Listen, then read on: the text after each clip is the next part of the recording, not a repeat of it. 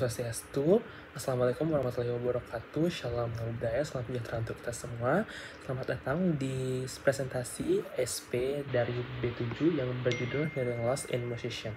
Berikut adalah anggota-anggota dari SGD B7 yang berjumlah 12 orang, dan kemudian presentasi akan dilanjutkan oleh anggota B7 lainnya. Di sini perkenalkan, nama saya Advan Asyotang dengan tinggian terakhir 14. Jadi di sini saya akan menjelaskan tentang latar belakangnya, di mana kemampuan pendengaran sangat penting bagi musisi karena diperlukan untuk mengenali, menilai, dan mengontrol kualitas suara. Aktivitas musik dengan intensitas tinggi dan durasi lama dapat menimbulkan risiko noise induction hearing loss atau NIHL, mengingat paparan musik bersifat kompleks dengan variasi frekuensi, intensitas, dan durasi. Penelitian menunjukkan gangguan pendengaran sering terjadi pada musisi, dengan lebih dari 40% mengalami audiometric notch dan hanya sedikit yang menggunakan pelindung telinga, terutama pada mereka yang sering terpapar amplif musik. Kerusakan dapat terjadi di tingkat sinaptik meskipun hasilnya audiometri masih normal. Rendahnya kesadaran penggunaan pelindung telinga memperburuk resiko ini, sehingga edukasi dan pencegahan sangat penting untuk menjaga kesehatan pendengaran musisi. Terima kasih. Sebelumnya, perkenalkan, nama saya Erin Gunawan Putri dengan NIM 118. Hari ini saya akan menjelaskan mengenai rumusan masalah, tujuan penelitian, dan juga manfaat penelitian dari SP kami. Untuk rumusan masalahnya, yang pertama adalah bagaimana hubungan antara durasi dan intensitas paparan suara musik dengan tingkat gangguan pendengaran pada musisi. Yang kedua, bagaimana perbedaan tingkat gangguan pendengaran pada berbagai jenis musisi berdasarkan instrumen atau genre musik yang dimainkan. Yang ketiga, bagaimana mekanisme terjadinya gangguan pendengaran pada musisi akibat paparan kebisingan musik. Yang keempat, bagaimana upaya pencegahan yang dapat dilakukan musisi untuk mengurangi resiko kehilangan pendengaran akibat paparan kebisingan musik. Yang kelima adalah bagaimana pemeriksaan yang dapat dilakukan untuk mendeteksi gangguan pendengaran pada musisi secara dini. Lalu, untuk menjawab dari rumusan masalah tadi, tujuan penelitian kami adalah sebagai berikut. Yang pertama, mengetahui hubungan antara durasi dan intensitas paparan suara musik dengan tingkat gangguan pendengaran pada musisi. Yang kedua, mengetahui perbedaan tingkat gangguan pendengaran pada berbagai jenis musisi berdasarkan instrumen atau genre musik yang dimainkan. Yang ketiga, mengetahui mekanisme terjadinya gangguan pendengaran pada musisi akibat paparan kebisingan musik. Yang keempat, mengetahui upaya pencegahan yang dapat dilakukan musisi untuk mengurangi risiko kehilangan pendengaran akibat paparan kebisingan musik. Yang terakhir, mengetahui pemeriksaan yang dapat dilakukan untuk mendeteksi gangguan pendengaran pada musisi secara dini. Selanjutnya, untuk manfaat penulisan kami, di sini dibagi menjadi dua, yaitu teoritis dan juga praktis. Untuk manfaat teoritisnya, penelitian ini diharapkan memperkaya ilmu kesehatan mengenai pengaruh kebisingan musik terhadap gangguan pendengaran pada musisi, serta memperkuat teori noise-induced hearing loss dan pemahaman tentang faktor risiko serta pencegahannya. Untuk manfaat praktisnya, bagi musisi adalah memberikan pengetahuan dan kesadaran tentang risiko gangguan pendengaran akibat paparan musik berlebihan, serta pentingnya alat pelindung pendengaran. Dan bagi tenaga kesehatan, menjadi dasar edukasi, pemeriksaan rutin, dan upaya pencegahan gangguan pendengaran pada individu berisiko tinggi, termasuk musisi. Mohon izin dokter untuk melanjutkan presentasi. Sebelumnya perkenalkan, saya Seva dengan 3 digit NIM terakhir 150. Jadi di sini saya akan membahas mengenai anatomi telinga dan juga proses transmisi suara. Untuk telinga itu, telinga manusia terdiri dari 3 bagian utama, yaitu telinga luar, tengah, dan dalam. Untuk telinga luar itu terdiri dari auricula atau daun telinga dan juga saluran eksternal telinga. Lalu untuk telinga tengah itu ada membran timpani dan juga 3 tulang osikel, yaitu malleus, incus, dan stapes, dan juga ada saluran eustachius untuk menyamakan tekanan udara telinga tengah juga dengan tekanan luar. Untuk telinga dalam itu terdiri dari koklea dan juga sistem vestibular. Untuk proses transmisi suara itu, pertama gelombang suara akan ditangkap oleh auricula dan diteruskan menuju ke membran timpani yang bergetar. Lalu getaran itu diteruskan ke tulang osikel di telinga tengah ke koklea. Nah, koklea itu akan mengubah getaran menjadi impuls listrik oleh sel rambut sensorik di organ korti. Lalu impuls saraf itu akan diteruskan ke saraf pendengaran ke batang otak, lalu rangsangan diteruskan melalui pusat pendengaran menuju korteks auditorik di lobus temporal otak, lalu gelombang akan diinterpretasikan menjadi suara yang kita dengar dan juga yang kita pahami. Sekian dari penjelasan saya, akan dilanjutkan oleh teman saya. Terima kasih. Baik, perkenalkan nama saya Sang Ayurania Kalista Astarina dengan 3 digit tim terakhir 070. Saya akan menjelaskan terkait dengan definisi gangguan pendengaran. Gangguan pendengaran adalah ketidakmampuan secara parsial atau total untuk mendengarkan suara pada salah satu atau kedua telinga, di mana seorang penderita gangguan pendengaran akan tanpa dalam bicara atau bunyi-bunyian lain, baik dalam derajat frekuensi maupun kuantitas. Orang yang tuli atau gangguan pendengaran adalah seseorang yang memiliki ketidakmampuan dalam mendengar sesuatu, di mana keadaan tersebut menyebabkan seseorang yang tuli ini mengalami hambatan dalam memproses komunikasi dan informasi bahasa melalui pendengarannya, baik menggunakan alat bantu dengar maupun tanpa menggunakan alat bantu dengar. Oleh karena itu, orang yang biasanya menggunakan alat bantu dengar disebut dengan orang yang kurang pendengaran atau orang dengan gangguan pendengaran. Baik, selanjutnya saya akan menjelaskan terkait dengan klasifikasi gangguan pendengaran. Yang pertama, gangguan pendengaran sensorineural itu disebabkan oleh disfungsi atau ada gangguan pada bagian nervus 8 atau telinga bagian dalam. Kemudian, yang kedua, gangguan pendengaran konduktif disebabkan oleh masalah dalam menghantarkan gelombang suara melalui liang telinga luar, kemudian membran tipani atau telinga tengah atau tulang-tulang pendengaran.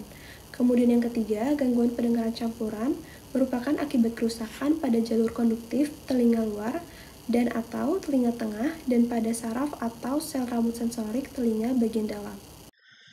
Perkenalkan, nama saya Michael Alphonse Wong dengan 3 digit NIM terakhir 210. Izin untuk melanjutkan penjelasan pada bagian fisiologi telinga. Telinga dalam, khususnya koklea, mengandung sel-sel sentrofik khusus, sel rambut dalam atau IHC, dan sel rambut luar atau OHC, yang mengubah rangsangan suara mekanik menjadi sinyal saraf. Organ Corti menampung sel-sel rambut ini dan terendam dalam lingkungan cairan dengan komposisi ionik yang berbeda, endolimfe dan perilimfe, yang menghasilkan transduksi mekanik elektrik yang efisien. Ketika suara masuk ke koklea, gelombang yang bergerak sepanjang membran basilar menghasilkan gerakan geser antara membran tektorial dan stereosilia atau bandel rambut pada sel rambut. Pergeseran ini akan meningkatkan tegangan pada tipling yang menghubungkan stereosilia, membuka saluran transduksi mekanik elektrik atau MET dan memungkinkan aliran masuk K+ dan Ca2+ dari endolimfe ke dalam sel rambut, yang akan menyebabkan depolarisasi sehingga terbentuknya impuls listrik yang akan dilanjutkan ke otak. OHC sendiri memiliki fungsi ganda sebagai sensor dan penguat. Elektromotilitasnya yang didorong oleh protein motor vestin memungkinkan penyesuaian halus dan penguatan getaran membran basilar, meningkatkan sensitivitas dan selektivitas frekuensi pendengaran. Sedangkan IHC sendiri berfungsi sebagai transducer suara, menjadi pelepas neurotransmitter atau glutamat ke serabut saraf pendengar aferen. Oleh karena itu, sel rambut dan struktur terkaitnya menjadi dasar kemampuan telinga untuk mendeteksi rentang dinamis yang luas dari intensitas dan frekuensi suara, mulai dari suara lingkungan yang tenang hingga sinyal yang berintensitas tinggi. Kerusakan atau disfungsi sel rambut, terutama OHC, atau sinaps terkait menyebabkan penurunan sensitivitas, distorsi penyesuaian frekuensi, dan akhirnya kehilangan pendengaran. Mengingat sensitivitas koklea dan sistem sel rambut, sistem pendengaran memiliki 2 mekanisme perlindungan utama terhadap suara keras. Yang pertama adalah refleks stapedius atau refleks otot telinga tengah, atau bisa disebut dengan refleks akustik, di mana melibatkan kontraksi otot stapedius sebagai respon terhadap rangsangan suara dengan intensitas sedang. Kontraksi otot stapedius mengencangkan rantai tulang pendengaran, terutama melalui tulang stapes, meningkatkan impedansi, dan mengurangi amplitudo energi suara yang diteruskan ke telinga dalam. Kemudian yang kedua adalah sistem eferen olivococlear, yang merupakan jalur saraf eferen dari batang otak ke koklea, komponen medial olivococlear bundle atau MOC dari sistem olivococlear. Serat-serat eferen bersinapsis, terutama pada sel rambut luar atau OHC, dan mampu memodulasi gain penguat koklea, serta mengurangi kerentanan sel rambut terhadap stimulasi akustik berlebihan.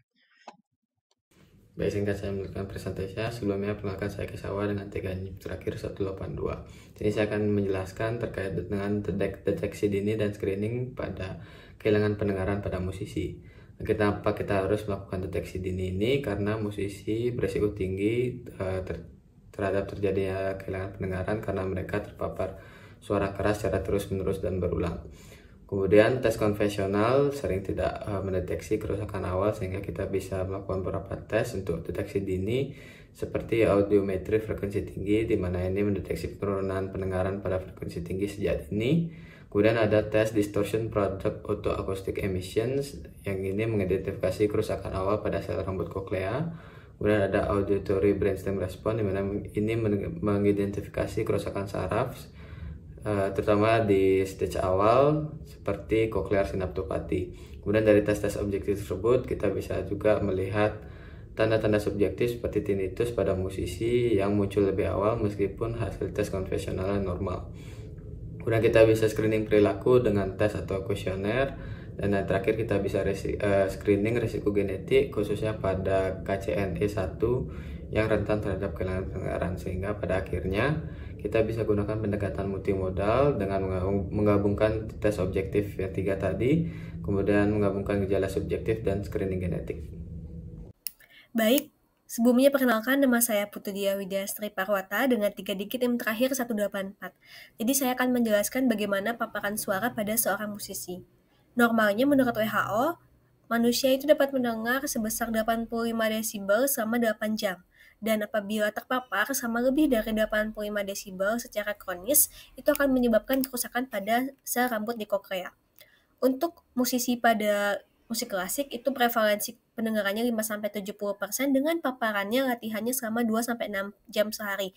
Dan resiko tingginya itu dapat ditemukan pada pemain biola dengan telinga kiri yang mengakibatkan hearing loss. Kemudian untuk musik rock atau metal, itu mengenai paparan impulsif dan juga intensitas yang tinggi, seperti alat musiknya drum atau speaker monitor. Dan biasanya untuk seorang musisi ini rawan untuk di ruang tertutup karena energi suara yang terperangkap.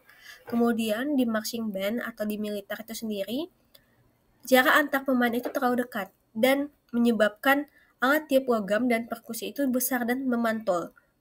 Kemudian untuk prevalensi gangguan pendengarannya adalah 30-60%, dan yang terakhir itu electronic dance music atau EDM. Yang dimana biasanya durasi paparannya adalah 3-8 jam per event dan sering diulang selama beberapa kali dalam sebulan. Dan frekuensi yang terdampak adalah 4-6 kHz. Sekian dari saya kembalikan. Terima kasih. Baik, terima kasih atas kesempatannya. Perkenalkan, saya Komang Indra Paramarta dengan NIM akhir 048 akan menjelaskan bagian bab 2 terkait dengan pathofisiologi noise induced hearing loss ataupun NIHL. Nah, perlu kita ketahui bersama bahwa NIHL merupakan suatu gangguan pendengaran sensori neural yang terjadi akibat interaksi faktor genetik dan juga lingkungan. Nah, yang umumnya disebabkan oleh paparan kebisingan jangka panjang dan terus-menerus pada frekuensi tertentu. Nah, untuk faktor risikonya sendiri, itu ada beberapa hal yang akan disampaikan, yaitu terkait dengan intensitas suara, durasi paparan, energi pada frekuensi tertentu, serta karakteristik fisik, mekanik, kimia dari telinga luar, tengah, dan juga dalam. Untuk patofisiologi yang akan dibahas pada seri project kali ini adalah stres oksidatif, inflamasi, eksitotoksisitas, dan juga sinaptopati. Nah, mari kita lanjut. Baik, sebelumnya perkenalkan saya Gedegus Ramadura dengan 3 digit NIM terakhir 236. Pada bagian ini saya akan menjelaskan manifestasi klinis dan dampak fungsional kehilangan pendengaran pada musisi. Kondisi ini biasanya berkembang perlahan sehingga sering tidak disadari pada awalnya. Gejala yang sering muncul yaitu tinnitus dan penurunan kemampuan mendengar frekuensi tinggi, terutama saat tampil. Penyebab utamanya adalah paparan suara keras dalam durasi panjang ketika latihan dan pertunjukan. Gangguan ini memengaruhi kemampuan membedakan nada dan tone sehingga mengganggu kualitas performanya. Selain itu, komunikasi dalam band atau orkestra menjadi sulit sehingga menghambat kolaborasi. Musik klasik lebih sering melaporkan gangguan ini karena paparan yang intens dan berulang. Sekitar 47% musisi juga mengalami kecemasan kinerja akibat masalah pendengaran. Karena sifatnya progresif dan dapat permanen, dibutuhkan deteksi dini serta strategi pencegahan yang sesuai dengan konteks musik. Mari kita lanjutkan terkait dengan pathofisiologi dari noise induced hearing loss. Di mana untuk mekanisme pertama terkait dengan stres oksidatif, bahwa paparan suara intensitas dengan lebih dari 85 desibel selama lebih dari sama dengan 8 jam per hari ternyata dapat mengakibatkan suatu TTS ataupun yang sifatnya sementara. Nah, sifat sementara ini akan dapat berlanjut menjadi suatu kerusakan sifatnya permanen ataupun PTS dengan mekanisme yaitu gaya geser mekanis akan membuat stereosilia menekuk Dan apabila terjadi suatu penekukan berlebih, akan terjadi suatu kerusakan inti dan juga tautan ujung. Dengan radikal bebas yang terbentuk itu akan memicu suatu vasokonstriksi, reperfusi, dan juga apoptosis dari sel rambut koklea. Untuk mekanisme kedua yaitu inflamasi, di mana kebisingan yang intens akan membuat makrofag akan bermigrasi ke sel rambut koklea dan akan melepaskan suatu ataupun menginduksi pelepasan sitokin proinflamasi seperti tumor necrosis faktor alfa, interleukin, juga chemokine ligan ataupun CCL2 dengan efek sitotoksik ataupun efek ototoksik yang dihasilkan di sini adalah kerusakan sel rambut dan juga neuron auditori. Yang terakhir yaitu eksitotoksisitas dan juga sinaptopati, di mana dalam hal ini terjadi suatu depolarisasi dari sel rambut yang meningkatkan pelepasan glutamat. Nah, di sisi lain juga motilitas sel rambut bagian luar ternyata meningkat yang pada akhirnya berdampak pada suatu kondisi stres metabolik. Nah, eksitotoksisitas ini menandakan adanya suatu kerusakan sinapsis ataupun cochlear synaptopathy dengan gangguan transmisi akan mengarah pada suatu kondisi gangguan pendengaran frekuensi yang tinggi.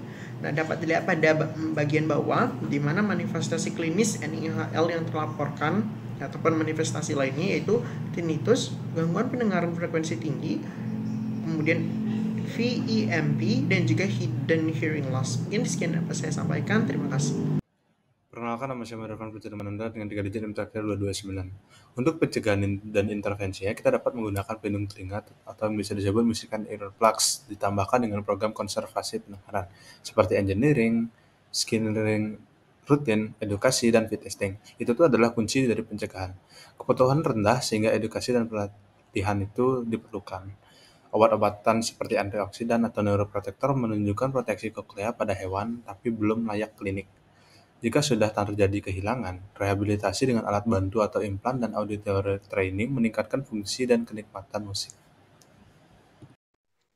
Baik, izin dokter, perkenalkan saya Putu Meandian Rahmadani dengan 3 digit terakhir 042. Saya izin untuk menyampaikan kesimpulan serta saran, yang dimana poin pertama, pemaparan musik dengan intensitas yang tinggi tentu akan menyebabkan yang namanya noise-induced hearing loss dengan gejala seperti tinnitus ataupun penurunan fungsi pendengaran. Selanjutnya, hubungan antara durasi serta intensitas paparan itu sudah terbukti linear. Apabila semakin keras atau semakin lama kita terpapar suara, tentu resiko kerusakan progresif pada sel rambut koklea akan semakin besar. Selanjutnya, tingkat kerentanan terhadap noise-induced hearing loss ini sangat bervariasi, tergantung bagaimana genre musiknya dan bagaimana cara kita mendengarkannya, serta ini menuntut perhatian spesifik pada setiap profil atau paparan akustik yang terjadi. Yang mengingat patofisiologi di sini sangat kompleks, seperti melibatkan stres oksidatif dan lain-lain, yang tentu akan membutuhkan upaya pencegahan yang sangat proaktif, yang dimana pemeriksaan dini melalui screening multimodal seperti audiometri fungsi tinggi sangat diperlukan di sini, yang dimana ini penggunaan musician earplugs juga sangat diperlukan di sini. Oleh karena itu, saya sebagai salah satu anggota kelompok atau kami menyarankan untuk komunitas musisi itu memprioritas kesehatan pendengarannya dengan disiplin nantinya, dan juga kami sangat mendukung edukasi terhadap dari institusi terkait, serta kami juga menyarankan kepada tenaga kesehatan terutama audiolog harus merancang program screening tahunan yang dimana dirancang dengan secara komprehensif lagi agar musisi itu dapat menjaga aset paling penting dari mereka yaitu pendengarannya agar tetap bisa berkarya lebih optimal lagi sepanjang karir mereka. Mungkin itu saja yang bisa saya sampaikan. Apabila saya ada kesalahan, saya mohon maaf. Akhir kata dari presentasi ini saya tutup dengan para Santi. Om Santi Santi. Terima kasih. Sekian presentasi dari B7 untuk SP pada kali ini. Bila ada kesalahan kata ataupun perbuatan yang kurang mengenakan, kami mohon maaf. Sekian dan terima kasih.